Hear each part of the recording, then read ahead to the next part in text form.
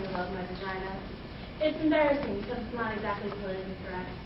I mean, I know it should have happened in the bath with salt branch from the Dead Sea, and you're playing me loving my woman self. I know the story.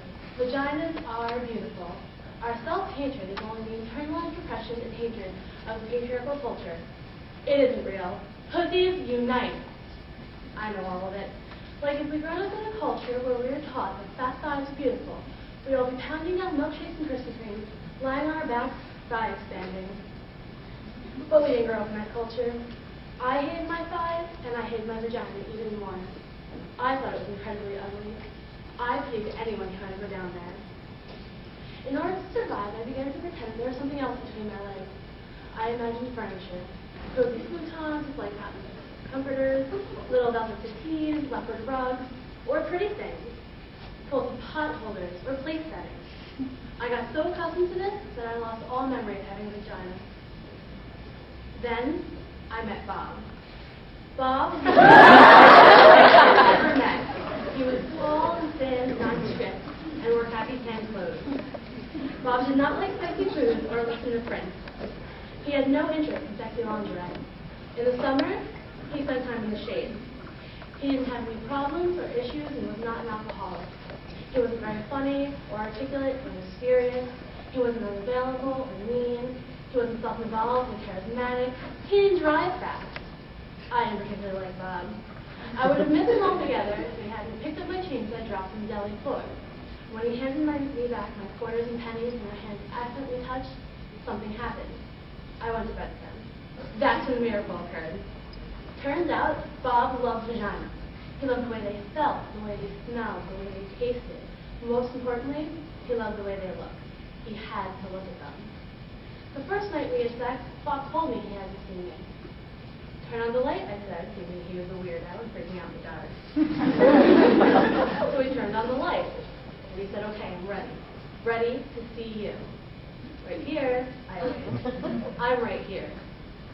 No, he said, I need to see you. Then he began to undress me. What are you doing, Bob? He said. I said, I need to see you, he said. No need, I said, just do it. I need to see what you look like. But you've seen her on the couch before, I said. Bob continued. He would not stop. I wanted to throw up and die.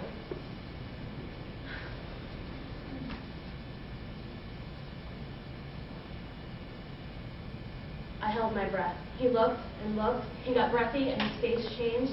He didn't look ordinary. He looked like a hungry beast. You're so beautiful, he said. You're so deep and elegant, innocent and wild. You saw that there, I said? It was like you're in my palm. I saw that, he said, and more. Much, much more. He stayed looking for almost an hour, as if he were observing the moon, studying a map, staring into my eyes. But it was my vagina. In the light, I watched him as he looked at me. He looked so genuinely excited, so peaceful and euphoric. I began to get wet and turned on. I began to see myself the way he saw me. I began to feel delicious, like a great painting or a waterfall. Bob wasn't afraid. He wasn't grossed out. I began to swell, began to feel proud, began to love my vagina.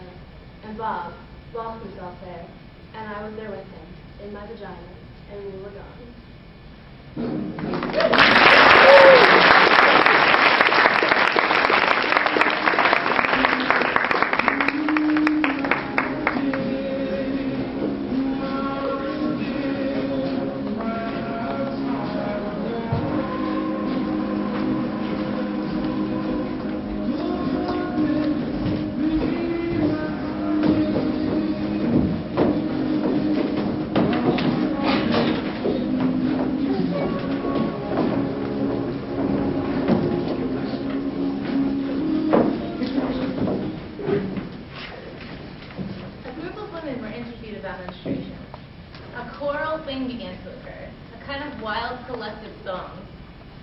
They echoed one another.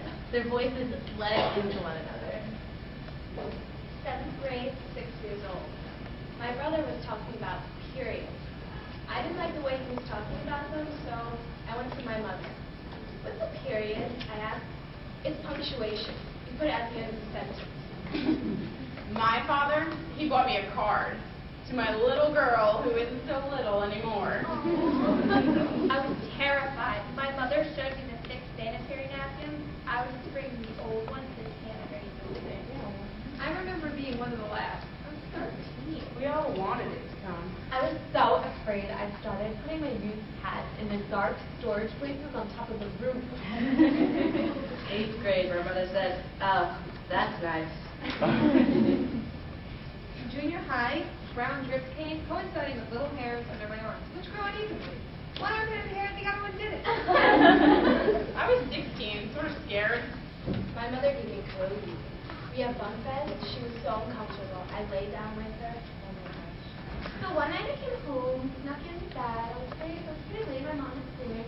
Yeah, well, she found my youth hat and she put them in the sheets of my bed. Ew. I was 12 years old, hadn't gotten dressed, looked down, and there it was. Looked down and I saw blood. 7th grade, my mom thought her servants noticed my underwear. Then she gave me plastic diapers. My mother's very warm. She said that's what she had. My friend Marcia, they celebrated and she got her day of dinner for her. We don't want it our period. We wanted it now. 13 years old. It was before Kotex. I had gunk on the back of my dress in church. It didn't show, but I was guilty. I was 10 and a half.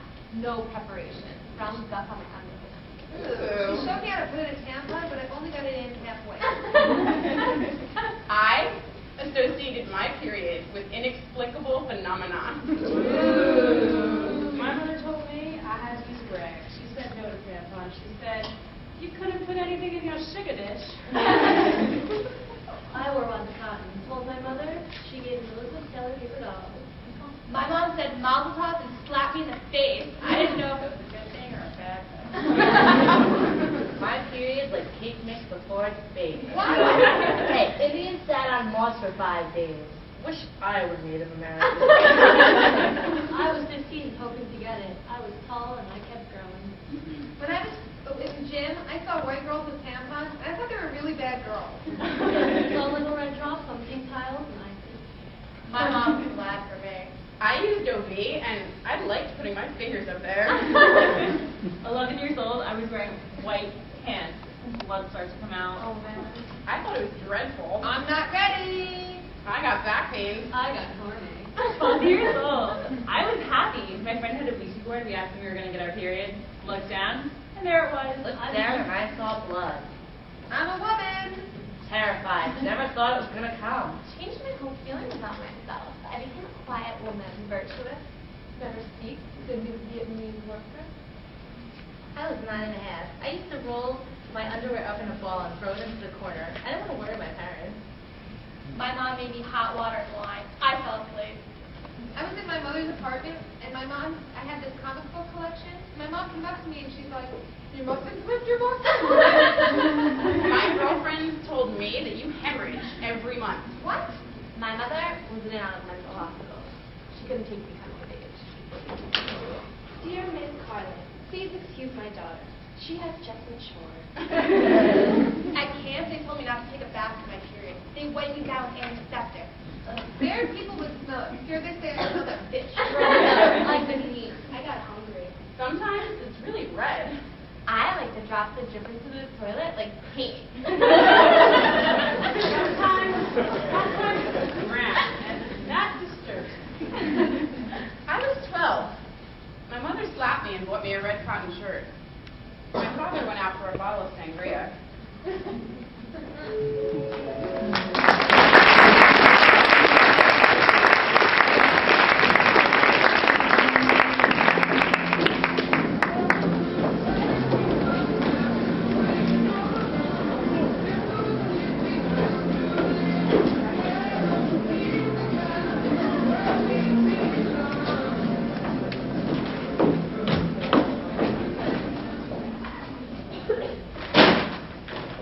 My short skirt is not an invitation, a provocation, an indication that I want it or give it or that I took. My short skirt is not begging for it. It does not want you to rip it off me or pull it down. My short skirt is not a legal reason for raping me. Although it has been before, it will not hold up in the new court. My short skirt, believe it or not, has nothing to do with you. My short skirt is about discovering the power of my lower calves, about cool autumn air traveling up my inner thighs, about allowing everything I see or pass or feel to live inside. My short skirt is not proof that I'm stupid or undecided or a malleable little girl. My short skirt is my defiance. I will not let you make me afraid. My short skirt is not begging for it. This is who I am before you made me cover it or tone it down. Get used to it. My short skirt is happiness. I can feel myself on the ground. I am here. I am hot. My short skirt is the liberation flag in the women's army. I declare these streets, any street, my vagina's country. My short skirt is turquoise water with swimming-colored fish, a summer festival in the starry dark, a bird calling, a train arriving in a foreign town. My short skirt is initiation, appreciation, excitation, but mainly, my short skirt and everything under it is mine, mine, mine.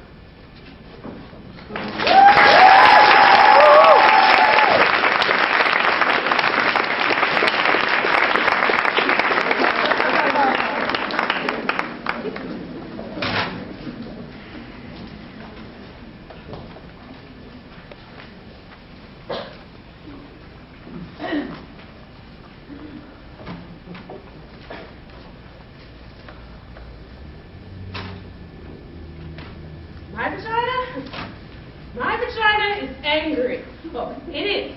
It's pissed off. My vagina's furious. And it needs to talk. It needs to talk about all this shit. It needs to talk to you. I mean, what's the deal? An army of people out there trying to torture my poor-ass, gentle, loving vagina. Spending their days constructing psycho products and nasty ideas to undermine my pussy. Vagina motherfuckers. All this shit, they're constantly trying to stuff us up, make it go away. Well, my vagina's not going away. It's pissed off and it's staying right here. Like tampons. What the hell is that? A dry wad of fucking cotton stuffed up there? Why can't they find a way to simply lubricate the tampon? As soon as my vagina sees it, it goes into shock. It closes up. It says forget it. You need to work with the vagina. Introduce it to things. Prepare the way. That's what foreplay is all about. You need to convince my vagina. Seduce my vagina. Engage my vagina's trust. But you can't do that with a dry wad of fucking cotton. Stop shoving things up me. Stop shoving and stop cleaning it up. My vagina doesn't need to be cleaned up. It smells good already. Don't try to decorate. Don't believe it when it tells you it smells like rose petals when it's supposed to smell like pussy. That's what you do. Try to clean it up, make it smell like bathroom spray or garden. All those douche sprays. Floral, berry, rain. I don't want my pussy to smell like rain. All cleaned up like washing a fish. After you cooked it, I want to taste the fish. That's why I ordered it. And then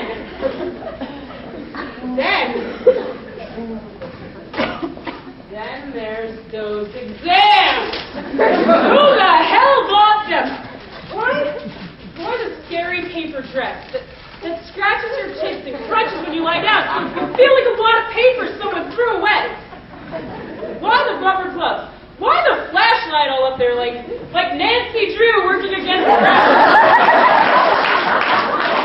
the Nazi steel stirrups, the cool duck lips they shove inside you. My vagina is angry about those visits. It gets offended weeks in advance. It refuses to leave the house. And then you get there. Don't you hate that? Scoop down. Guys, you can shove bean cold duck lips beside me? I don't think so. Why can't they find some nice, delicious purple velvet and wrap it around me? Lay me down on some feathery cotton spread, put on some friendly pink or blue gloves, and rest my feet in some fur-covered stirrups. Warm up the duck lips. Work with my vagina. But no, more torture. Dry wad of fucking cotton, cold duck lips, and thong underwear. That's the worst. Thong underwear moves around all the time, gets stuck in the back of your crusty butt. Vagina's supposed to be loose and wide, not held together. That's why girdles are so bad. Vaginas need to move and spread and talk and talk. Vaginas need comfort. Why not make something like that? Something to give them pleasure. Hate to see a woman having pleasure, particularly sexual pleasure. I say, why not make a nice pair of soft cotton underwear with a French tickler built in? Women would be coming all day long, coming in the streets, coming in the supermarket, happy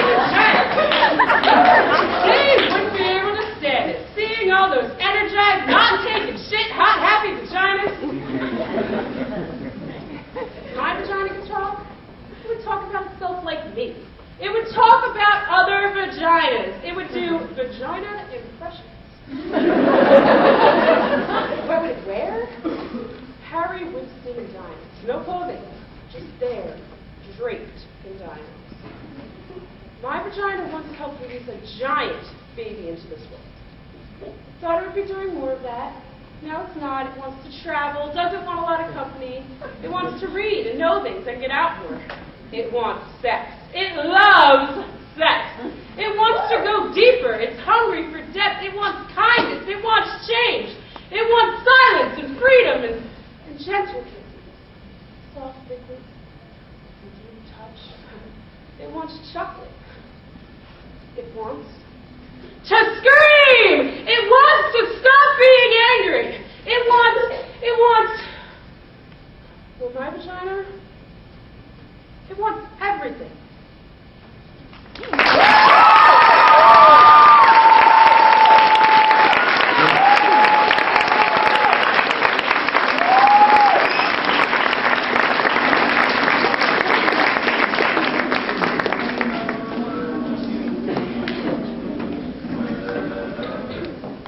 Bosnian women refugees were interviewed during the war in Yugoslavia in refugee camps and centers. 20 to 70,000 women were raped in the middle of Europe as a systematic tactic of war.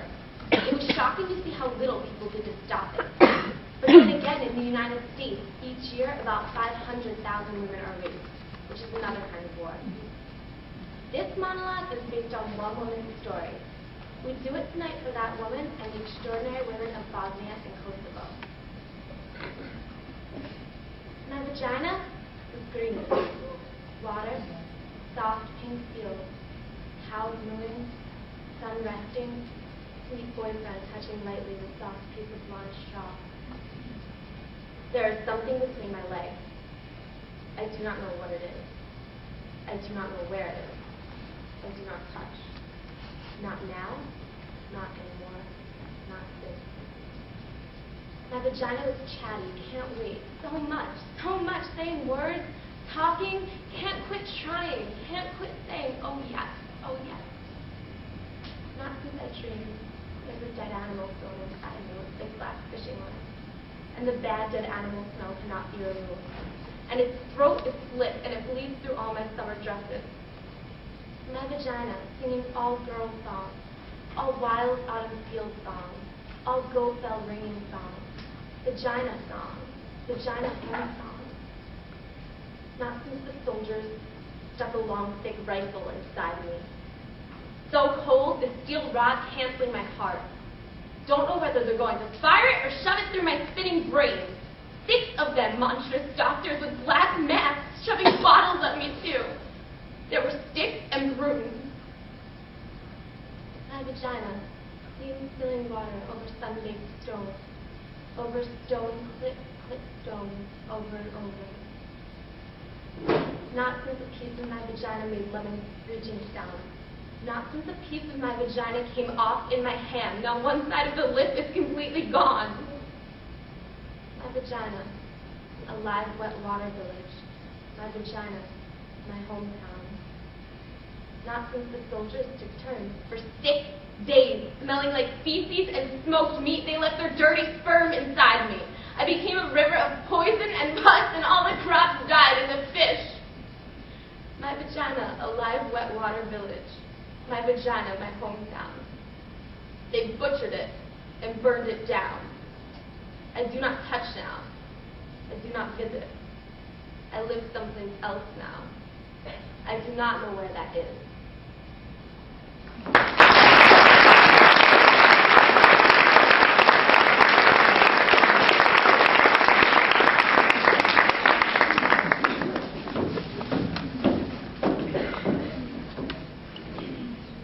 In hundreds of interviews with homeless women over the last 13 years, only one woman was not sexually abused as a little girl or raped as a young woman. For most of these women, home is a very scary place, a place they have fled. Ironically, the shelters are the first place many of these women find safety, protection, or comfort. This is a woman's story as she told it. What isn't in this story is the fact that this woman met another woman in a shelter, and they fell in love, and through their love, got out of the shelter system.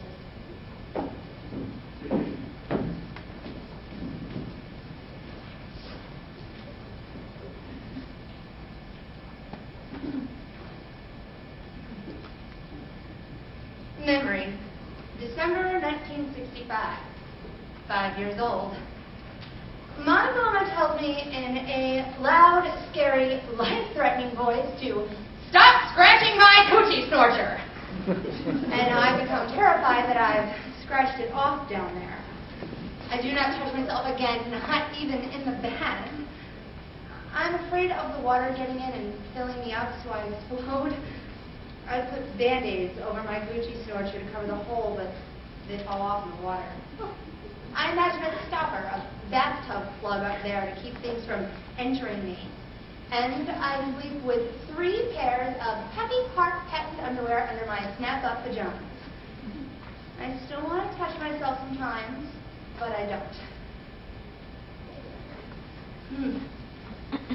Memory, 7 years old. Edgar Montaigne, who is 10, gets angry at me and punches me with all his might between my legs.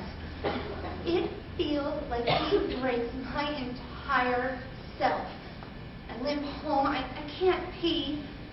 My mama asks me what's wrong with my coochie snorcher, and when I tell her what Edgar did to me, she says, "Never let anyone touch you down there again." And I say, "But he didn't touch it, Mama. He punched it." Memory, 9 years old. I play on the bed, bouncing and falling, and impale my coochie snorcher on the bedpost. I make high-pitched screaming noises that come straight from my coochie snorcher's mouth. I get taken to the hospital and they have to sew me up from where it's been torn apart down there.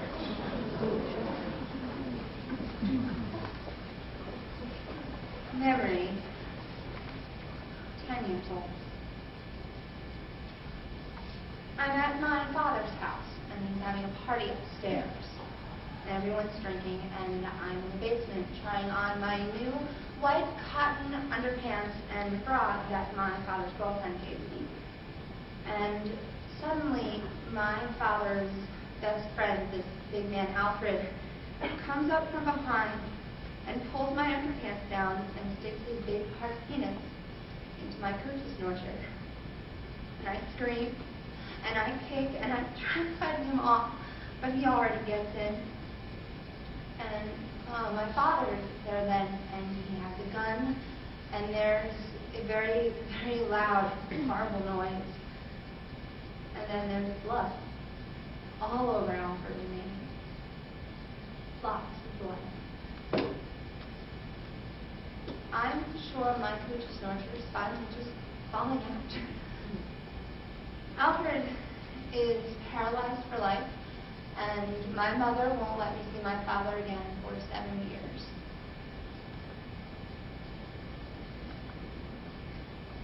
Memory. 13 years old. My coochie snorter is a very bad place. It is a place of pain, nastiness, punching, invasion, and blood. It's a site for mishaps. It's a bad luck zone. I imagine a freeway between my legs, and I am traveling, going far, far away from here.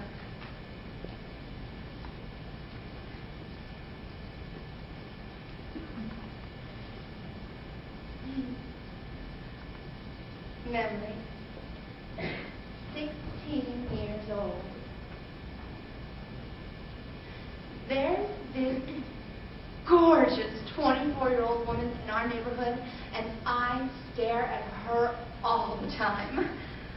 One day, she invites me into her car, and she asks me if I like to kiss boys, and I tell her I do not like that. Then she says she wants to show me something. And then she leans over and kisses me so softly with her lips and puts her tongue in my mouth, and wow. She asks me if I want to come over to her house, and then she kisses me again and tells me to feel it, to let our tongues feel it. She asked my mom if I can spend the night. And my mom is delighted that such a beautiful, successful woman has taken an interest in me. I'm scared, and I can't wait. I mean, her apartment's fantastic. She's got it all hooked up. It's the 70s, so there's the beads, the fluffy pillows, the nude lights. And I decide right there that I want to be a secretary just like her when I grow up. She makes a vodka tonic for herself, and then she asks what I want to drink. And I say, the same you're having. And she says that she doesn't think my mother would like me drinking vodka. And I say, she probably wouldn't like me kissing girls either. The pretty lady makes me a drink. Then she changes into this chocolate satin teddy. She is so beautiful. And I say, you look great. And she says, so do you. And I say, but I only have on this white cotton bra and underpants. And then she dresses me very slowly in another satin teddy. It's lavender, like the first soft days of spring. The alcohol has gone to my head, and I am loose and ready. And there's a picture over her bed of this naked black woman with a huge afro.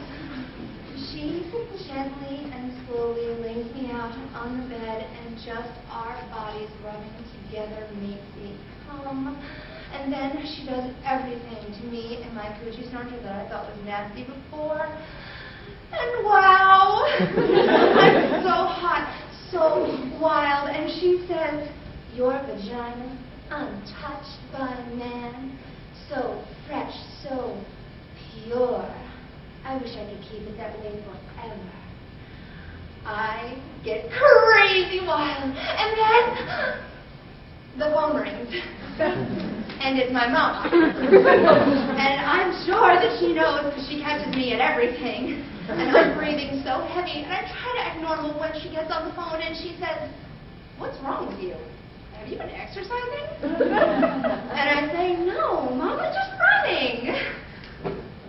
Then she tells the beautiful secretary to make sure I'm not around any boys, and the lady tells her, trust me, there are no boys around here. Afterwards, the gorgeous lady teaches me everything about my coochie snorcher. She makes me play with myself right in front of her, and she teaches me how to give myself pleasure, so I'll never have to rely on a man to do it for me. In the morning, I'm worried that I've become butch because I'm so in love with her. And she laughs, but I never see her again. I realized later that she was my surprising, unexpected, politically incorrect salvation. She transformed my sorry-ass coochie snorcher. And she raised it up to a kind of heaven.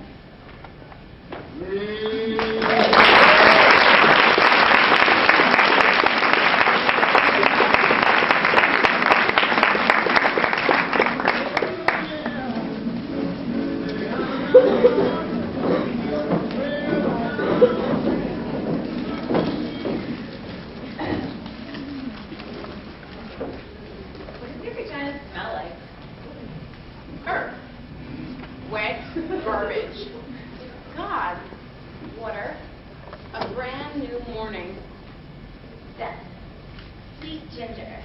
What? Depends. Mud. Me. Don't smell like menthol. Pineapple. Chalice essence. Paloma Picasso. My 8th grade history teacher.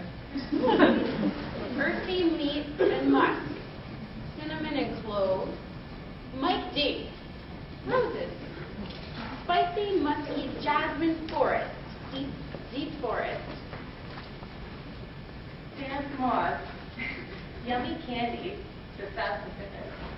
Somewhere in between fish and lilac. Peaches. Ripe fruit. Wood. Musky taste. Heaven. Vinegar and water. Light sweet liqueur. Cheese.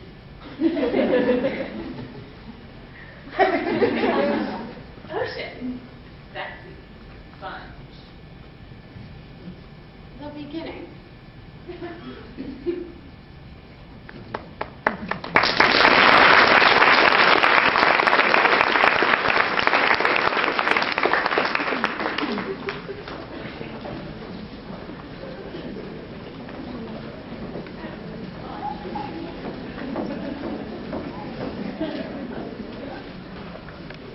We've been threatening to create a map of all the vagina-friendly cities. Welcome, Rutgers and Brunswick. There have been many surprises. Islamabad, Pakistan joined in recently. Nairobi, Kenya was huge. And Birmingham, Alabama. Anyway, there are many vagina holiday zones. We have New York City, Paris, Sarajevo, Manila, Santa Fe, Rome, and Sydney. And San Francisco is a vagina world fair zone. Pittsburgh is most definitely a vagina holiday zone. Women are wild for vaginas in Pittsburgh. One woman was obsessed about a particular word, a pejorative word used to describe the vagina. Her mission was to reclaim it.